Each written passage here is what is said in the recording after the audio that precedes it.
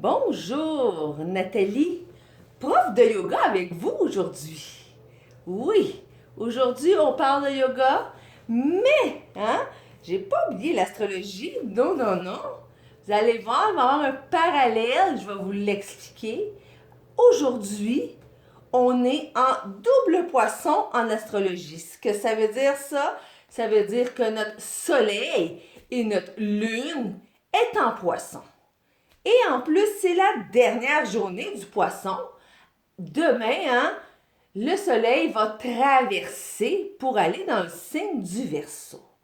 Donc, je me suis dit, pour la dernière journée du poisson, pourquoi pas lui faire un petit cadeau, avant qu'il s'en aille, pas qu'il s'en aille, mais que ça ne soit plus son temps, Euh, et je vais vous montrer aujourd'hui 3 variations de la posture Matsyasana. Matsyasana, on peut aussi l'appeler la posture du poisson. C'est une posture tout dépendant, souvent utilisée en yin yoga, qui va être supportée habituellement en yin yoga et qui est une ouverture du cœur vers le ciel. Et dans notre société d'aujourd'hui, on n'est pas habitué à ça, l'ouverture du cœur. On est souvent habitué à avoir plus les épaules vers l'avant sans trop s'en rendre compte. Bon, tu sais, c'est rare qu'on s'y est comme ça parce que énergétiquement parlant, c'est un peu plus, comment dire, on n'est pas en défense comme ça, on est tout ouvert. Et quand on est tout ouvert dans notre monde d'aujourd'hui, ben, il y en a qui peuvent rentrer, puis il y en a qui sont pas fins des fois. Fait que c'est un peu normal qu'on ait tendance à, sans s'en rendre compte, que le corps a tendance à cacher le cœur. Et qu'est-ce que ça va faire, cette posture-là, justement, c'est que ça va l'ouvrir. Il y en a qui vont trouver ça un petit peu moins confortable, justement ceux qui ne sont pas habitués d'ouvrir le cœur. Mais je vous conseille, surtout si vous trouvez ça inconfortable, d'essayer de rester dans cette posture-là pour pas montrer, mais vous habituer à votre vulnérabilité. Et après ça, vous allez voir que la vulnérabilité est souvent une force. Je vous montre ça, 3 variations de la posture Matsyasana. Et je recule pour aller vers mon tapis. En passant, je prends mon traversin que je vais installer sur mon tapis.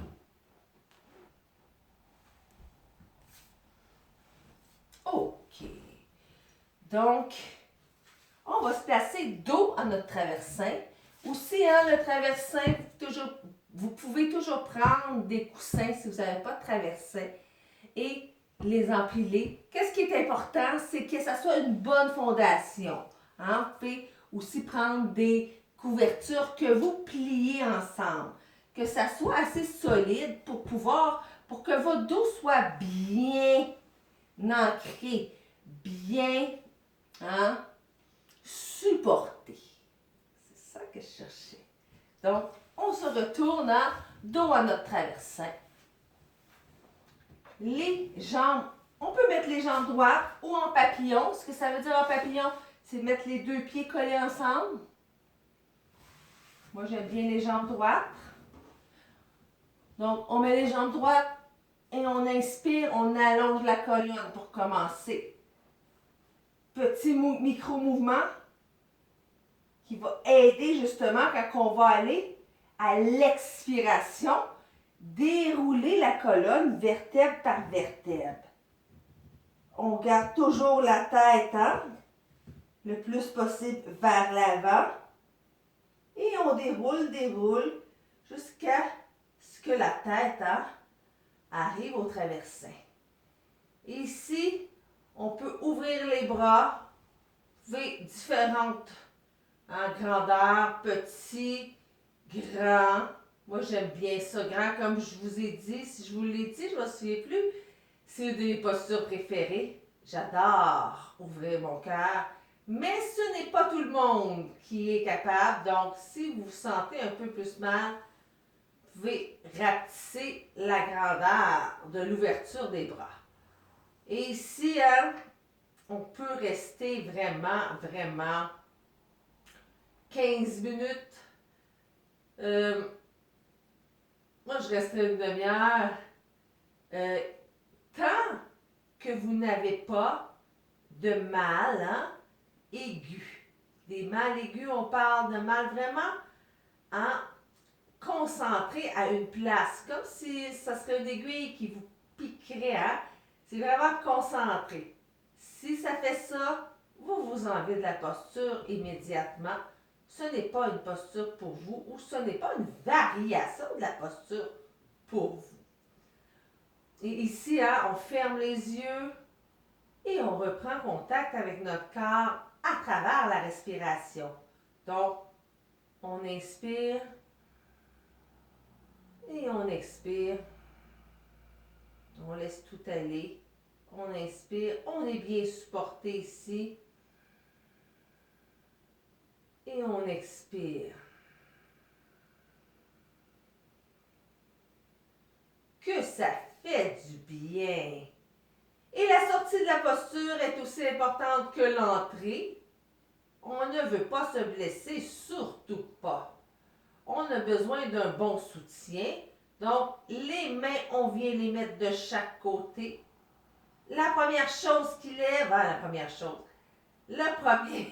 partie du corps qui lève, ça va être la tête. On va regarder nos pieds.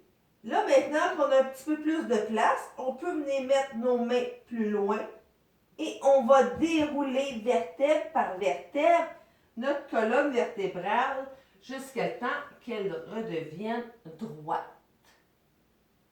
Première variation de la posture du poisson. Après ça, je vous montre la deuxième variation. Comme je vous ai dit, on va de la plus facile à la plus difficile. Et en yoga, il n'y a pas de performance. On ne performe pas. On veut être en lien avec notre corps. Qu'est-ce que notre corps nous dit? C'est ça l'important. Toujours être à l'écoute de notre corps. Donc ici, pour la deuxième posture, la deuxième variation, on va avoir besoin de 2 blocs. Encore là, il y en a qui vont prendre des livres. Vous pouvez avoir plusieurs choses qui peuvent venir remplacer le bloc. Le bloc, je vais vous le montrer, il a 3 hauteurs. Première hauteur, deuxième hauteur, troisième hauteur. Moi, je suis un petit peu plus habituée, je vais le faire à la deuxième hauteur, mais si c'est la première fois que vous faites ça avec des blocs, première hauteur, aucun problème. Vous allez voir, vous allez jauger déjà là. Première hauteur, facile. Je pourrais peut-être l'essayer à la deuxième hauteur. Première hauteur, je reste là. Et c'est bien correct comme ça. Donc, le premier bloc, on va le mettre à la hauteur. Les femmes, vous allez comprendre très vite. Mais je suis sûre que les hommes aussi, ils n'auront pas de problème à comprendre. Vous allez comprendre pourquoi. À la hauteur de la brassière. Donc, où est-ce que la brassière passe?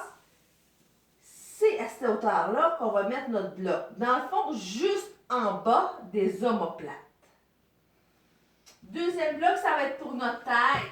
Ça va dépendre comment vous êtes à l'aise.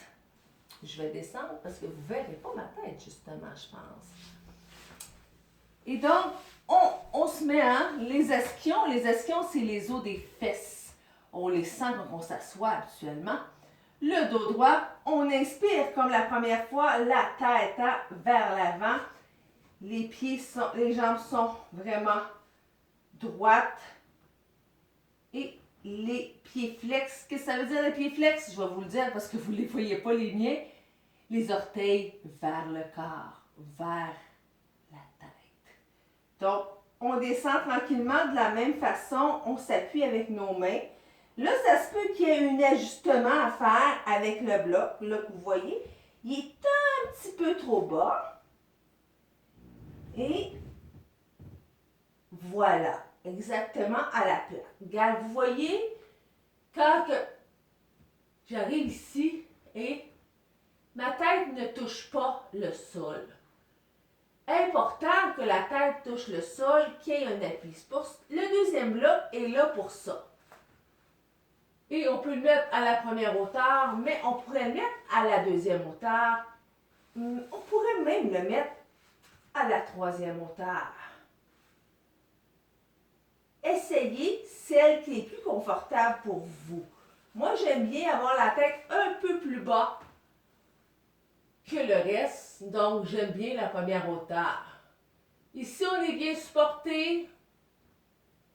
On peut encore là fermer les yeux et reprendre contact avec notre respiration, avec notre corps.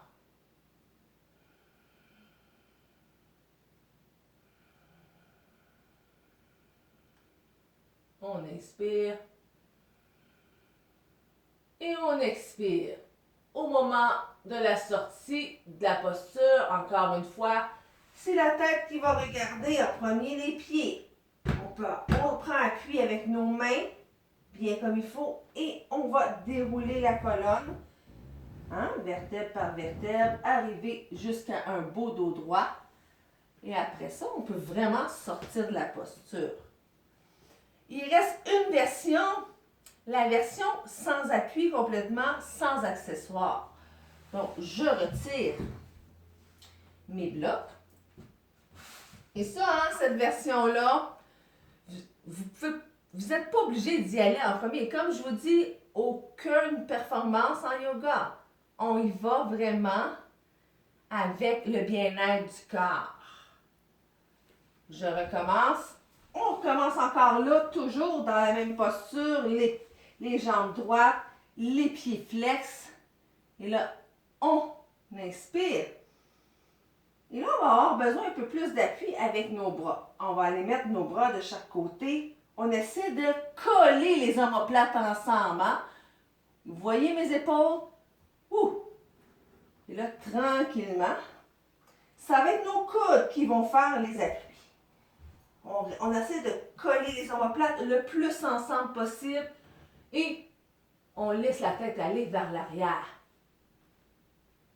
Il y en a qui vont être capables de toucher le sol avec la tête. Et on reprend toujours contact avec notre respiration. Ici, on pourrait sortir de la posture beaucoup plus facilement, juste en laissant aller tranquillement, toujours tranquillement, et rester allongé sur le dos comme ça. Après, on se retourne et on peut remonter assis. Et voilà, mes chers amis, la posture du poisson Matsyasana en sanskrit. J'espère que vous avez aimé. J'espère que ça va vous donner le goût de pratiquer, que ça soit une version ou l'autre. Il n'y a pas de meilleur en yoga. C'est juste vous avec vous. Et moi, je dirais que la meilleure performance en yoga, c'est vraiment d'écouter son corps et d'y aller avec qu'est-ce que son corps dit. C'est la meilleure réponse. Je vous souhaite une belle journée. On se revoit bientôt. Et